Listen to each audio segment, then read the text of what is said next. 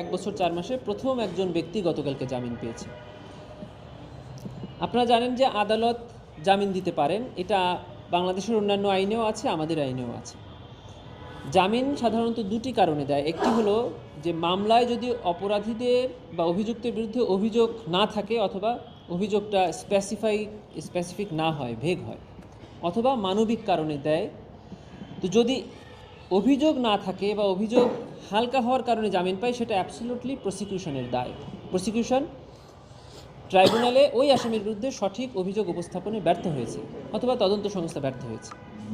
কিন্তু গতকালকে যিনি জামিন পেয়েছেন তাকে একদমই শুধুমাত্র মানবিক কারণে জামিন দেওয়া হয়েছে।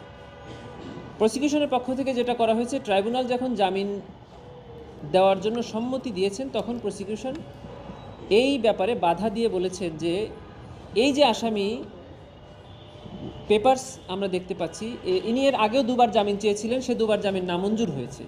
তৃতীয়বার ট্রাইব্যুনাল আদেশ দিয়েছিলেন কারা কর্তৃপক্ষকে এবং হাসপাতালকে যে ওনার ফিজিক্যাল কন্ডিশনের রিপোর্ট যেন ট্রাইব্যুনালে জমা দেয়।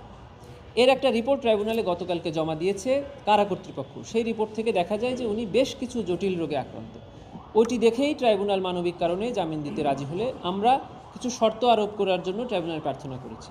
সেই শর্তগুলো ট্রাইব্যুনাল আরোপ করে তার জামিন মঞ্জুর করেছে। শর্তগুলো হলো যে উনি জামিনে থাকা অবস্থায় এই মামলার কোনো আসামির সাথে উনি যোগাযোগ করতে পারবেন না, এই মামলার কোনো সাক্ষীর সাথে উনি যোগাযোগ করতে পারবেন না। উনি ঢাকা শহরে থাকবেন এবং ঢাকা শহরের যে বাসায় থাকবেন সেই বাসার অ্যাড্রেস ট্রাইব্যুনালে জমা দিবেন এবং ট্রাইব্যুনালের তদন্তকারী কর্মকর্তার কাছে জমা দিবেন। উনি যে হাসপাতালে চিকিৎসা নেবেন সেই হাসপাতালের তথ্য এবং সেই হাসপাতালের ঠিকানা ট্রাইব্যুনালে জমা দিবেন এবং ট্রাইব্যুনালের তদন্তকারী কর্মকর্তার কাছে জমা দিবেন। উনি কোনো মিডিয়া, প্রিন্ট অথবা ইলেকট্রনিক মিডিয়ার সাথে যোগাযোগ করতে পারবেন না। উনি কোনো সামাজিক যোগাযোগ মাধ্যমে কোনো মন্তব্য প্রকাশ করতে পারবেন না।